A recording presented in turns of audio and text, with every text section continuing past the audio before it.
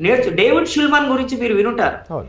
Professor David షుల్మన్ మొత్తం ఇండియాలో ఉన్న అన్ని భాషలు నేర్చుకున్నారాయన. నేర్చుకున్నారు. అవును. 27 భాషలొచ్చాయి ఆయనకి. తెలుగు, తమిళం, కన్నడం, మలయాళం, తుళు, కుయి, గుజరాతీ, మరాఠీ, సాంస్క్రిట్, పెద్ద స్కాలర్ ఆయన పైగా సాంస్క్రిట్‌లో. భాషలు నేర్చుకోవడం అంటే కేవలం భాష నేర్చుకోవడం కాదు కదా! అక్కడ ఈ సంస్కృతి, భాషలో సంస్కృతి ఉంటుంది, ఆహారం ఉంటుంది, కల్చర్ ఉంటుంది, ఆచార వ్యవహారాలు ఉంటాయి. వ్యవహారాలు భాష ఉంటాయి. నేర్చుకోవడం అంటే ఆ వాటన్నిటిని ప్రాంతీయ నేర్చుకుంటారు. మనస్తత్వ ప్రజల్ని అర్థం చేసుకోవడం. అవును. సో ఇక్కడ thank you so Hindi much అన్న. నేర్చుకోవడం అంటే చెప్పండి. హిందీ నేర్చుకోవడం అంటే దాండియా ఆడటం. హిందీ నేర్చుకోవడం అనంటే బతుకమ్మ పండుగను వదిలేసి కాళీమాత విగ్రహాల దగ్గర కూర్చొని భజన చేయటం.